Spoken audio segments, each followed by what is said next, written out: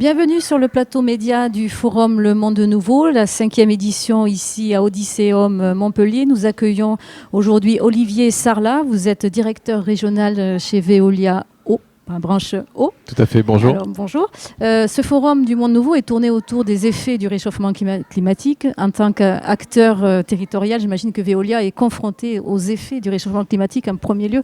Alors comment est-ce que vous gérez cette problématique ?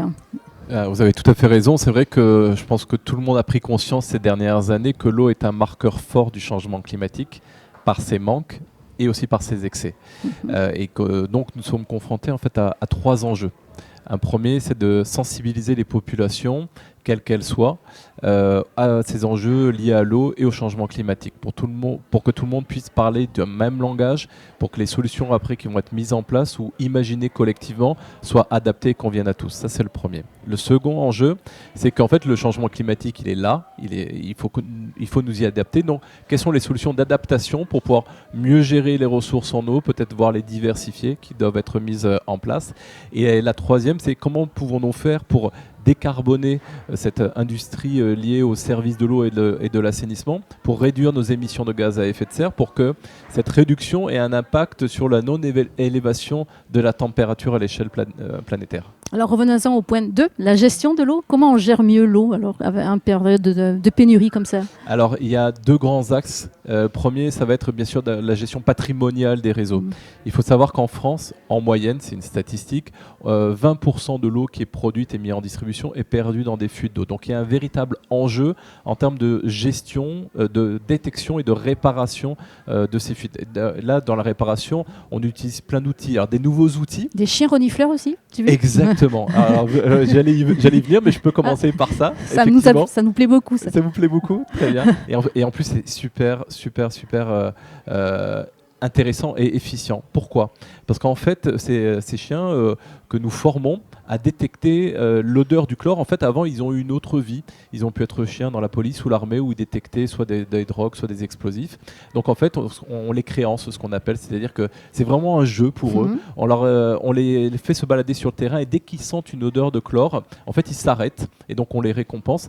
Et dans 90% des cas, ils nous aident à trouver des fuites. Et c'est super intéressant parce que nos réseaux sont soit en fonte, en acier, ou en plastique. Et lorsque les réseaux sont en plastique, et notamment, on va dire, parcourent les campagnes, c'est des fois assez compliqué de trouver où se trouvent les fuites d'eau. Et là, vraiment, on est beaucoup plus efficace grâce à nos amis les chiens. On utilise des outils aussi qui sont utilisés depuis des dizaines d'années, qui s'appellent des corrélateurs acoustiques. C'est-à-dire qu'en fait, vous mettez des micros en contact avec les canalisations et on écoute en fait le bruit que fait la canalisation. Et en fonction de la vitesse de propagation du son, on sait à quel niveau se trouve en fait la fuite. Et le dernier outil que l'on a mis en place, en fait, c'est la détection de fuite par satellite. Comment ça fonctionne ? En fait, on utilise des satellites qui émettent dans une fréquence radar particulière, ça va être la bande L, mais on ne rentrera pas dans le détail, qui pénètre en fait dans 2 à 3 mètres dans les sols. Il faut savoir qu'en moyenne en France, les réseaux sont enterrés entre 1 mètre et 1 mètre 50. Donc en fait, cette onde radar permet de trouver la présence d'eau par réflexivité. Donc, et on vient superposer en fait à ces taches d'eau nos plans de réseau qui sont digitalisés et ça nous permet de se dire voilà, il y a potentiellement un point d'intérêt à aller chercher à tel endroit des fuites d'eau. Donc ça nous permet d'avoir une photographie globale du territoire, les endroits où potentiellement il y a des fuites d'eau et d'être beaucoup plus efficace pour déployer nos chercheurs de fuite. Donc ça c'est le premier point, ça va être gestion patrimoniale des réseaux. Ça va être le renouvellement des réseaux. Le renouvellement des réseaux parce que des fois vous avez des réseaux qui ont plus de 60, 80 voire 100 ans. Parce qu'en France, en fait, on a un taux de renouvellement des réseaux qui est de 0,6%. C'est-à-dire qu'on part du principe qu'un réseau d'eau, il a une durée de vie de plus de 100 ans, plus de 120 ans, ce qui n'existe pas. Donc là, il y a un vrai enjeu et là, on travaille aux côtés des collectivités pour pouvoir les aider à prioriser les tronçons qui doivent être renouvelés. Parce qu'en fait, les installations, même si ça peut être dans l'esprit commun, c'est que en fait, les installations que nous gérons ne nous appartiennent pas. Elles appartiennent aux collectivités. Donc, nous sommes là pour les accompagner. Donc ça, préservation des réseaux. Et après aussi, lorsqu'en fait, on fait en sorte d'avoir un meilleur rendement, comment on fait pour diversifier les ressources en eau. Et là, la réutilisation des eaux usées traitées peut être un sujet. La fameuse réhute dont on entend de plus en plus parler avec des exemples qui commencent à se faire jour en région. Il y a de très beaux exemples. Alors c'est vrai qu'en France, on a un taux de réutilisation des eaux usées traitées de moins de 1%. Peut-être juste pour le public, la réutilisation des eaux usées traitées, qu'est-ce que c'est? En fait, à l'échelle d'une agglomération, d'une ville, on collecte les eaux usées dans des réseaux, ça arrive à une station d'épuration. Et donc là, on va traiter la pollution, les matières en suspension, le carbone, l'azote, le phosphore, et on va le rejeter dans la mer, dans des rivières ou dans des fleuves. Mais on se dit que cette eau, elle peut avoir une seconde vie.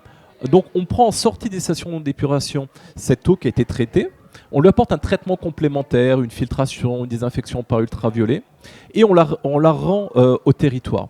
Et là, on a de très beaux exemples qui ont été éprouvés à l'échelle de la France, que ce soit pour le maraîchage, pour la viticulture, pour alimenter des zones humides, ou à l'échelle du nettoyage des espaces verts. Mais ce qu'on se dit, c'est que cette ressource, elle est entre guillemets quasiment inépuisable, parce que plus vous avez de population, plus vous avez d'eau usée, et donc plus vous avez en fait la possibilité de créer une eau potable à partir des eaux usées. Alors en France, la réglementation ne le permet pas tout à fait, mais il y a l'eau doit pays, retourner à la rivière aussi. plutôt que de retourner à la rivière. Alors là aussi, on travaille en bonne intelligence avec les services de l'État, parce que en fait, ces eaux usées traitées servent aussi au soutien d'étiage des rivières. Donc on ne peut pas non plus tout prélever. On peut pas tout prélever.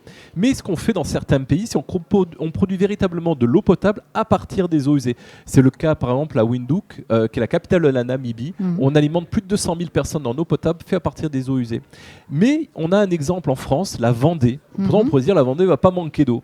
Mais en fait, du fait du changement climatique, on sent que, et on pourra y revenir peut-être, il y a une disparité en termes de pluviométrie. Et donc, ce qui fait que les rivières qui viennent alimenter les retenues d'eau qui servent de stockage en Vendée pour produire après de l'eau potable, leur débit diminue. Le remplissage de ces réservoirs diminue. Et donc, l'idée qu'a eu Vendéo, après avoir fait une étude qui montrait que d'ici 5 à 6 ans, il leur manquait environ 8 millions de mètres cubes par an, en fait, on a mis en place, en sortie de la station d'épuration des Sables d'Olonne, un traitement, mais vraiment très poussé, avec des membranes. Donc, on ne récupère que la molécule H2O, hein. Il n'y a plus de virus, plus de bactéries. Et cette eau ultra pure, en fait, on vient la réinjecter dans la retenue d'eau de Jaunet, et ça va nous permettre de produire 1,5 million de mètres cubes par an. D'ici 2 ans, 3 millions de mètres cubes pour alimenter cette retenue d'eau où il y a ce mixte hydrique qui se fait entre cette eau ultra pure et l'eau qui arrive des rivières et produire après de l'eau potable pour les territoires. Donc oui, il y a des solutions qui existent. Et comment on fait quand on est un grand géant comme Veolia pour informer les consommateurs, pour les inciter à consommer moins ou à consommer mieux ? C'est une excellente question, parce que c'est vrai qu'on a parlé de gestion des réseaux, on a parlé de diversification, mais aussi il faut qu'on parle de sobriété. Et c'est vrai que le challenge que nous avons conjointement avec les collectivités, c'est de pouvoir informer les consommateurs au travers notamment de leur consommation en eau. Donc ce qui se développe de plus en plus, c'est la mise en place du télérelevé au niveau des compteurs d'eau. Donc en fait, sur le compteur d'eau qui existe, que tout un chacun a s'il a une habitation individuelle. Après, sur les immeubles collectifs, c'est un petit peu plus compliqué. Certains en ont, d'autres non. Mais en tout cas, lorsque vous avez accès à votre compteur individuel, on vient, et ça c'est les contrats que nous passons avec les collectivités, installer en fait un petit module radio qui a une puissance qui est inférieure, j'allais dire, à votre téléphone portable, et qui va émettre 2 secondes 2 fois par jour. Donc autant vous dire, on risque pas rien, pas grand chose. Et donc en fait ça permet à l'usager d'avoir connaissance de sa consommation d'eau chaque jour, de pouvoir se challenger avec, par rapport au foyer que j'ai. Là, j'ai une maison ou un appartement, nous sommes 4. En moyenne, normalement, vous devez consommer tant de mètres cubes par jour. Vous pouvez déjà vous challenger par rapport à la façon dont vous consommez, et ou par rapport à un groupe d'utilisateurs que vous aurez défini. Et ce que nous faisons aussi, c'est qu'on peut déterminer des alertes fuites. C'est-à-dire qu'à un moment, tout un chacun part de son appartement, de sa maison, en vacances ou autre, et il peut des fois se produire une fuite d'eau après compteur. Et donc en fait, on va pouvoir détecter cette consommation anormale, prévenir l'usager et pouvoir donc le sensibiliser à attention, potentiellement vous avez une fuite, faites une recherche de fuite, réparez-la pour pouvoir préserver la ressource, et puis aussi ne pas avoir de surfacturation, de surconsommation. On a vu là ces dernières années les effets du réchauffement climatique se sont bien fait sentir ici en région. On a été notamment soumis à de forts épisodes de sécheresse. Comment est-ce que vous pouvez gérer un épisode de sécheresse ? Comment faire pour assurer la livraison entre guillemets en eau à chaque particulier alors qu'il n'y en a pas ? Alors, la chance que nous avons, c'est que sur les collectivités que nous gérons, les problématiques de manque potentiel d'eau, en fait, ont été anticipées. Il faut les anticiper. Comment est-ce qu'on fait pour les anticiper ? Deux grandes possibilités. C'est interconnecter les réseaux d'eau avec des collectivités environnantes, parce que peut-être que localement on peut avoir une problématique ponctuelle ou durable, et le fait d'être interconnecté avec d'autres communes ou d'autres intercommunalités, ça permet de secourir. Ça, c'est le premier point. Il est important donc que ce soit un cadre assez large en termes de gestion de l'eau. En tout cas, il faut que, et ça c'est une décision aussi politique, il faut qu'à l'échelle d'une commune, d'une intercommunalité, il y ait cette volonté à nouer ces partenariats avec les collectivités voisines, pour peut-être, soit il y a déjà des connexions qui existent et donc c'est super, soit les créer et les mettre en place. Et le deuxième grand axe, ça va être la diversification, ou en tout cas les secours. C'est-à-dire que peut-être, par exemple, aujourd'hui, une collectivité pompe dans une rivière pour pouvoir produire de l'eau potable.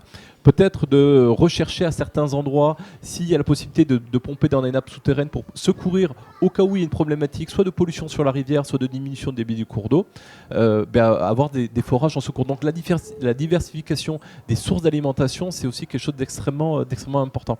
Et à nouveau aussi, la sobriété au niveau des populations, parce que peut-être qu'à certains moments, il est intéressant, et ça le télérelevé peut nous y aider, de sensibiliser les populations en disant que voilà, à un moment, par exemple l'été, où la ressource est peut-être un petit peu plus en tension, de leur dire, voilà, à ce moment-là, vous devez faire plus attention à votre consommation en eau. Et certaines collectivités aussi commencent à mettre en place en fait, deux systèmes.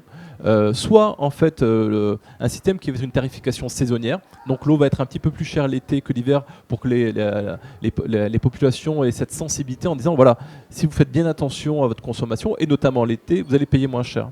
Ou alors aussi une autre tarification qui est mise en place, c'est la progressivité, c'est-à-dire que plus vous allez consommer d'eau, plus en fait la tarification aussi va être importante. Donc ça, c'est des sujets sur lesquels, avec Veolia, nous accompagnons les collectivités en termes d'ingénierie tarifaire et la sensibilisation des populations, on en a parlé, et notamment d'outils ou de jeux qu'on a mis en place, notamment un qui s'appelle Green Citizen, qui permet de pouvoir, par le biais de jeux, de quiz, se tester sur sa connaissance de la gestion en eau. Et enfin, pareil pour ces histoires, pour les raisons de réchauffement climatique, entre autres, vous êtes amené à innover en permanence et à nouer de nouveaux partenariats. Comment Veolia s'adapte et comment Veolia évolue dans ses métiers, dans la formation des acteurs, des personnes qui travaillent chez vous ? Alors ça c'est à nouveau ça peut-être aussi en lien avec la sensibilisation, la connaissance des métiers de l'eau. Veolia contribue en lien avec la région académique Occitanie, donc l'éducation nationale et la région Occitanie, à la création du premier campus des métiers et des qualifications de l'eau en France.